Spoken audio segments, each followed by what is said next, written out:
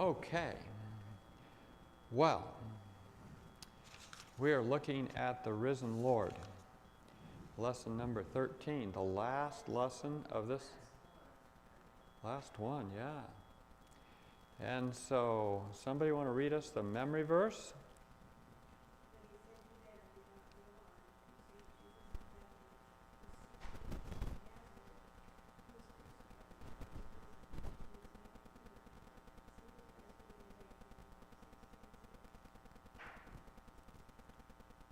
Wow.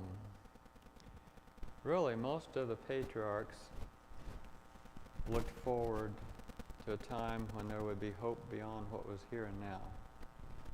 And this is where the hope was substantiated. Jesus came out of the tomb. He no longer was a victim of death. He had not sinned himself, yet he had died the death of a sinner because he took man's sin, but he didn't remain in the grave. That's a promise to us. That's our hope, isn't it? Yes. That's a huge hope. Otherwise, as Paul says, we're of all men most miserable if there's no resurrection. I mean, if there's no resurrection, it's... I mean, if there's no resurrection, it dispels both all the myths of the immortality of the soul, but it also makes there's no hope, there's no reason to live, huh?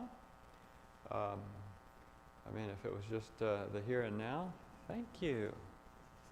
The bulletins have arrived. Oh, and my name's in here.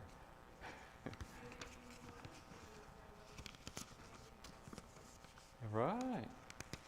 Well, and that's the way a lot of people live, isn't it? They live as though there was nothing to live for and no accountability. So it's interesting how that works. The accountability as a result of the resurrection. And so I'm going to go to this first paragraph under there. The crucifixion of Jesus destroyed the hopes and faith of his disciples.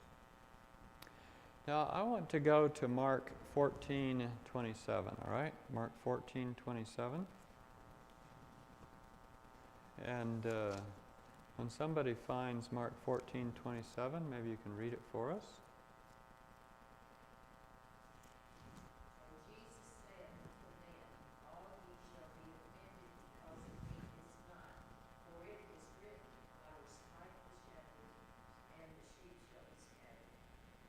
All right, so it had been all predicted, right?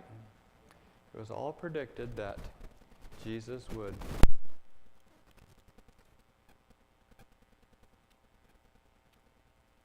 they were disappointed. Yeah, ran. And so it was predicted. So in a sense it was predicted, shouldn't it have been, it shouldn't have been too big a surprise, eh? I mean, Jesus told them, they heard it, but somehow it didn't register. They didn't understand. No. Well, this is similar to us. Let's go to Revelation 10:8-10, all right? Revelation 10:8-10. Let's see. Deborah, you want to read that one? Revelation 10:8-10.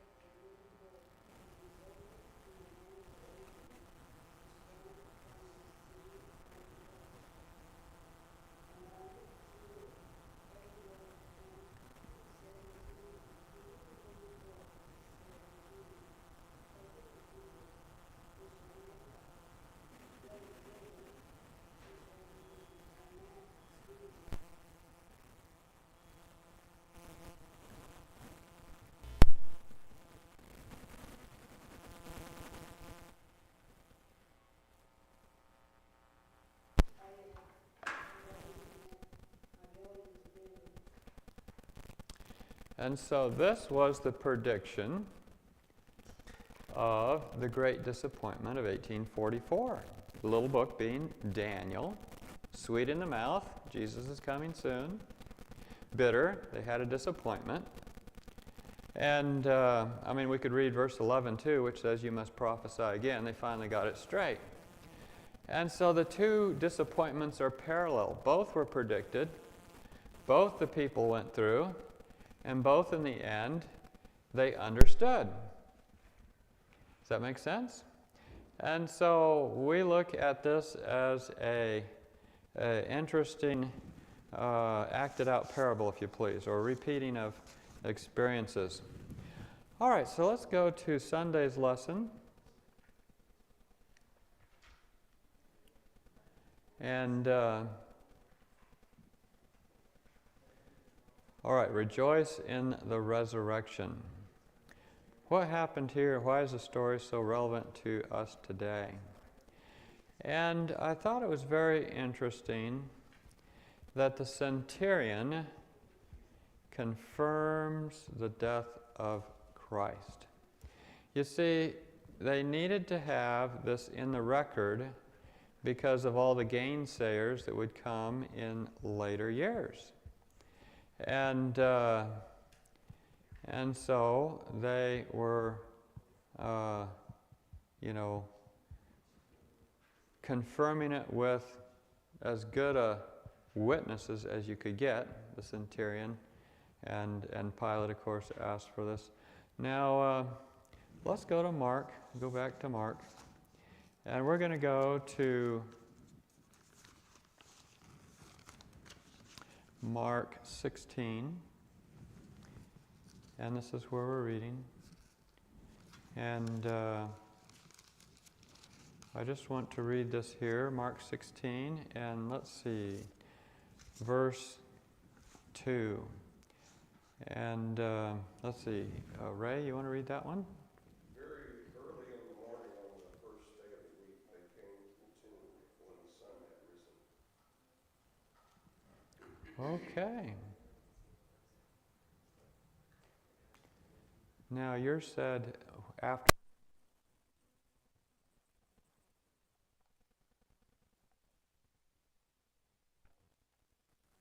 Morning. Now, the way we have to figure this is according to the Bible, right? And in the Bible, the evening and the morning were the first day, right? So, sunrise on Sunday morning, really, Sunday started at Saturday night, right? When the sun went down.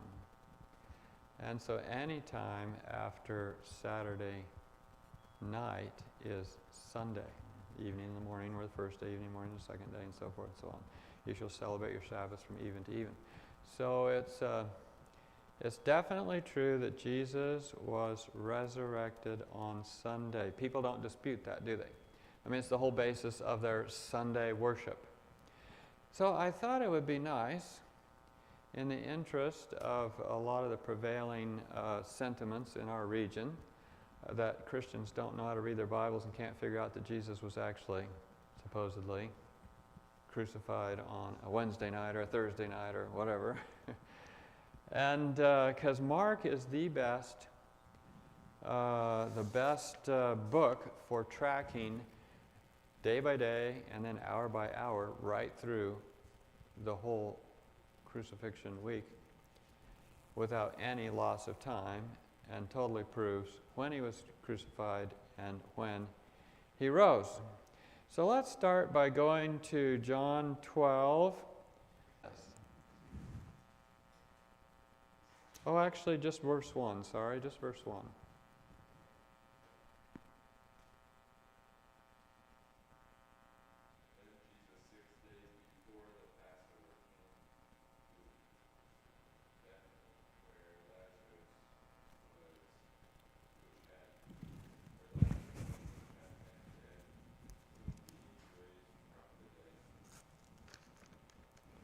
All right. So from that, we learn that 6 days before the Passover, Jesus was there at Simon's house with Mary, Martha, and Lazarus. This is when Mary breaks the jar of spikenard, puts the ointment on Jesus' feet. This happens 6 days before the Passover. Okay, well, when's the Passover then? When we got to count back 6 days from Passover. Okay, so let's go to John 19. And let's see, Faye, can you read John 19, 14, 31, and 42? John 19, 14, 31, and 42.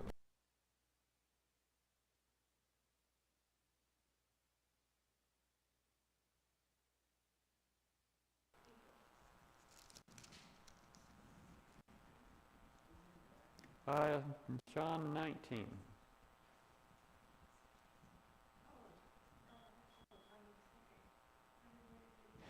14, 31, and 42.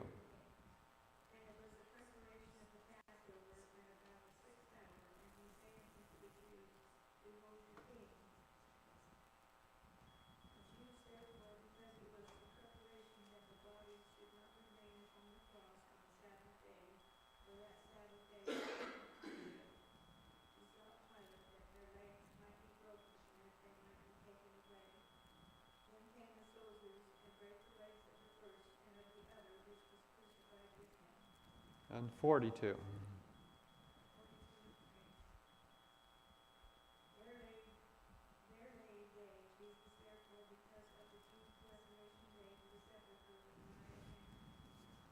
Okay. Very good. Okay, so several important points here. First of all, Passover was definitely on Friday, the preparation day. And so, if we take Passover to be the preparation day, I'm going to put Friday here, okay? And I'm going to put John 19, 14, 31, and 42. And so, if the Friday is the preparation day and it is the Passover, then 6 days before that, 1, 2, 3, 4, 5, 6, puts us at Sabbath, right? Sabbath, Sunday, Monday, Tuesday, Wednesday, Thursday, Friday, Sabbath, Sunday. So if looking at that, then this means that Jesus was at Bethany, John 12, and this is the alabaster box or the spikenard. I'm just going to put spikenard. John 12, 1 to 7. So we've established a sequence here. We know when each of these things happen. So let's go to John 12, 12 and 13. Judy? On the next day, much people that were come to the feast, when they heard that Jesus was coming to Jerusalem, took branches of palm trees and went forth to meet him and cried, Hosanna, blessed is the King of Israel that cometh in the name of the Lord.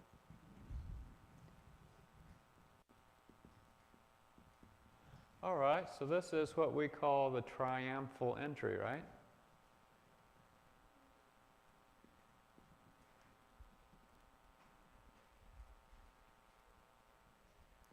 The triumphal entry then took place on Sunday. A lot of denominations call it Palm Sunday. Yeah, Palm Sunday. And so that confirms it too. All right, so we've got 2 points here. This would be the same as Mark 11, 1 to 3. So let's go to Mark 11, 1 to 3. And Deborah, if you want to read Mark 11, 1 to 3.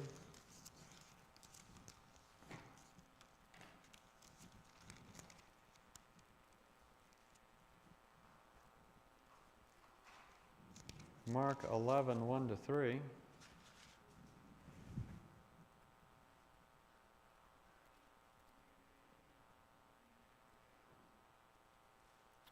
Wait, let's see, is that right? And when they came nigh to Jerusalem and to the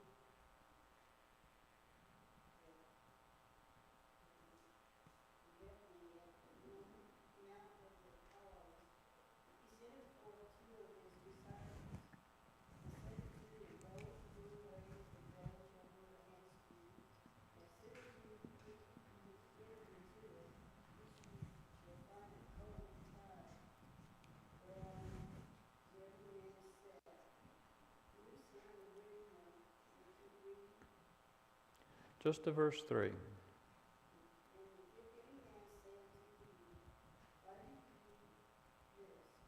Say ye that the Lord hath need of him, and straightway he will send him with you. Okay, so Sunday, the triumphal entry, and we have a riding on the donkey.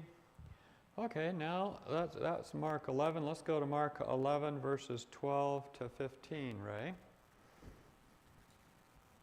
Now the next day, when they had come out of Bethany, he was hungry, and seeing afar a fig tree having leaves, he went to see if perhaps he could find something on it. When he came to it, he found nothing but leaves, for it was not the season for figs. In response, Jesus said to it, Let no one eat fruit tree ever again. Except the fruit. How far?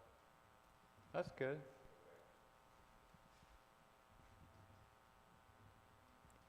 So on Monday, he cursed the fig tree. That's the next event. It was the next day, it said.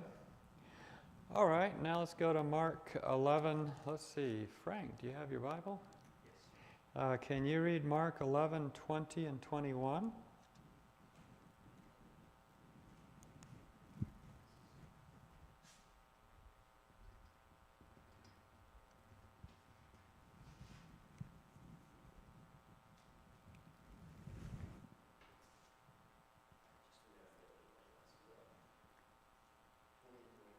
Yeah. And in the morning, as they passed by, they saw the fig tree dead up from the roots, and Peter called to the owner of the vineyard, said unto him, Master, behold, the fig tree which thou cursed is withered. Yeah, so that was the next day. So they saw the tree withered on Tuesday. All right, curse the fig tree. Now, next one. He does a lot of teaching, and then he come to Mark 14. And okay, Faye. Mark 14, and we'll go to Mark 14, 1 and 2 and 10 and 11. 1 and 2 and 10 and 11. After 2 days was the feast of the Passover, and of unleavened bread. And the chief priests and the scribes sought how they might take him by craft and put him to death. But they said, Not on the feast day, lest there be a uproar of the people. And Judas Iscariot, one of the 12, went into the chief priests to betray him unto them. And when they heard it, they were glad and promised to give him money, if he sought how he might conveniently betray him. Okay, so this is Mark 14, 1 and 2, 10 and 11. And this is 2 days, it said, till the Passover. 1, 2. So we know where we are. And it said that Judas betrayed him.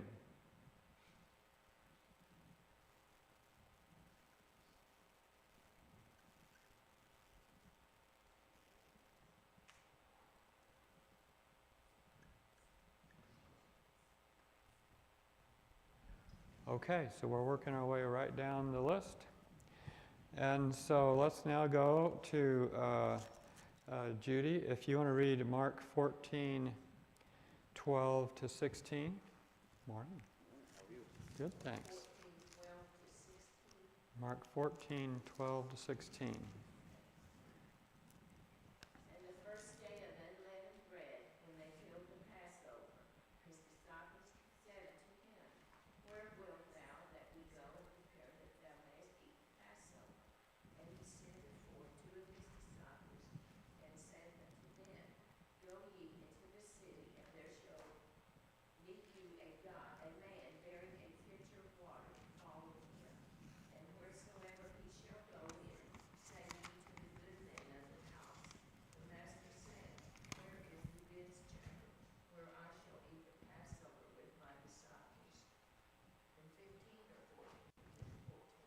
16, all the way to 16. And he will show you a large upper room furnished and prepared. There make ready for us. And his disciples went forth and came into the city and found as he had said unto them. And they made ready the Passover. All right, so on Thursday, during the day, they're making ready for the Passover. Passover is the day preceding unleavened bread. Passover goes anywhere from even to even, right? Sundown on Thursday. So they had an evening Passover starting Thursday night. The Jews were going to do it on Friday evening before sundown. Remember, the Jews said we can't go into Pilate's house because we'll be defiled for the Passover. It was still daytime.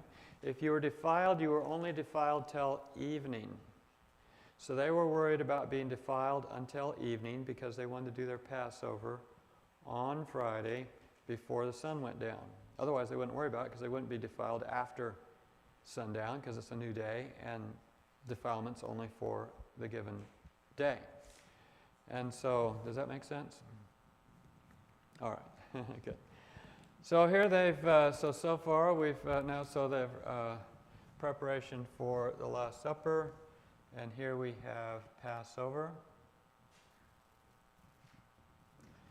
All right. John, was there, so Jesus celebrated Passover the evening before the normal Passover? You got to choose when anytime on Passover hours, you could do your Passover. He chose to do it after sundown on Thursday, which would be Friday. They chose to do it Friday just before sundown. It's kind of like Jews get to decide when they're going to keep Sabbath. A lot of them do it Friday night instead of showing up on church on Sabbath because that's a good day to sell things. Does that make sense? So they chose, Jesus did it Thursday night after sundown, which would be Friday. And the Jews were going to do it Friday evening before the sun went down. And that was what There's no indication that there was a lamb eaten at Jesus' Passover. no record of any lamb. He was the lamb. And he was basically transitioning them from an economy of an agrarian society and all kinds of lambs to a New Testament church, which would be based on his blood and body, which was represented by the wine and bread, not meat. All right, so far so good? All right, so we've come to the trial by Pilate. Let's go to Mark 15, verse 1. Mark 15, verse 1. And let's see, whose turn is it? Anybody up here want to read a verse? Let's see, Lynn. Can I pick on you? Yeah, 51. Immediately in the morning, the chief priests held a consultation with the elders and the scribes and the whole council. And they bound Jesus, led him away, and delivered him to Pilate. Okay, so on Mark 15:1. Immediately in the morning, they take him to Pilate. And that's when all these trials begin. Well, they've already tried him by night when they grabbed him in the garden on Thursday evening after the Lord's Supper. And so let's just go ahead and go to 1542. We've already read that, but we'll just read it again. Mark 15:42. And let's see. Joe, you want to read that one? Mark 15:42? Yes. Now when evening had come, because it was the preparation day, that is, the day before the Sabbath. Okay.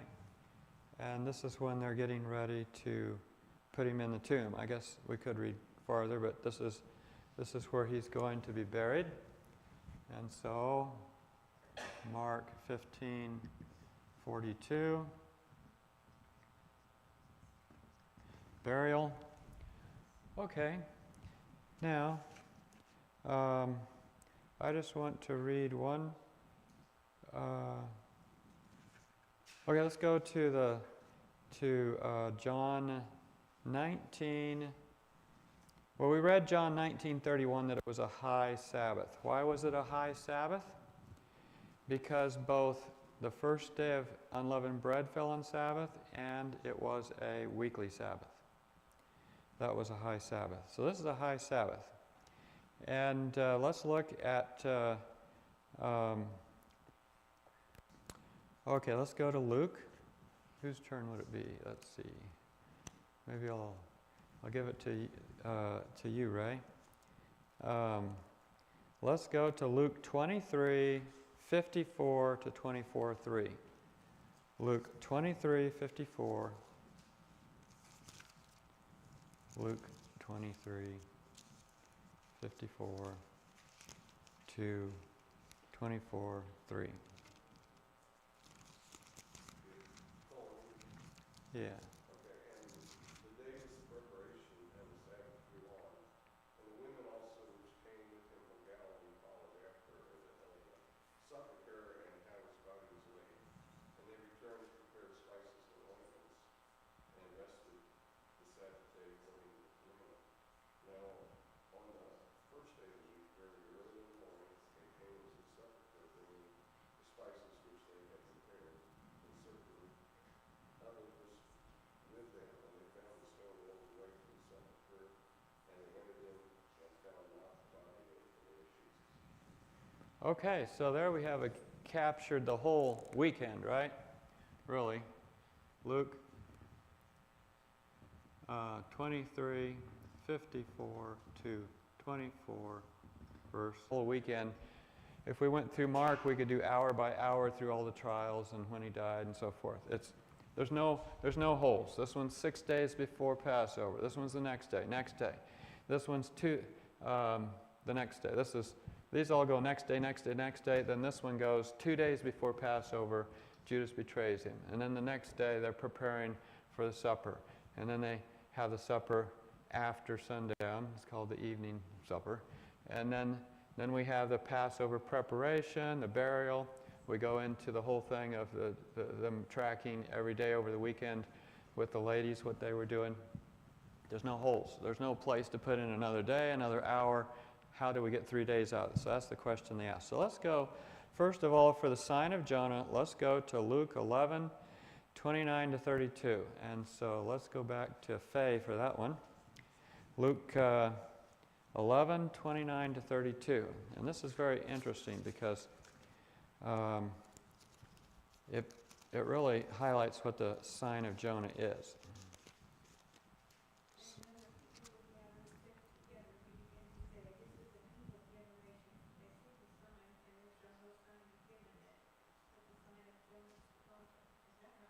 Yeah. Through 32.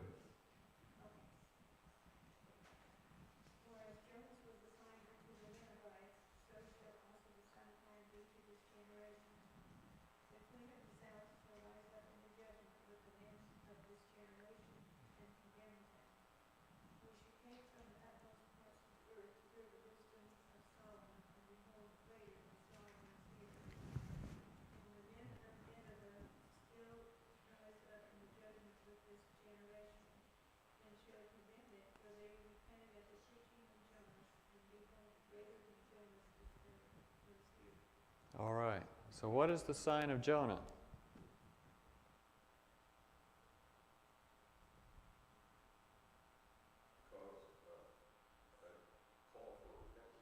Yes. It's a call for repentance based on really good evidence. Jonah got spit out of a fish. And he preached to them. And so they responded, here's somebody greater than Jonah, and they're not responding. The sign of Jonah is you should be responding to good evidence. It has nothing to do with 3 days. You see anything about 3 days in there? There's nothing about 3 days in there. So let's go look at the 3-day verses, though, because they like the 3-day verses. What about the 3-day fish fry? You have to go to Matthew for that. Let's go to Matthew 12.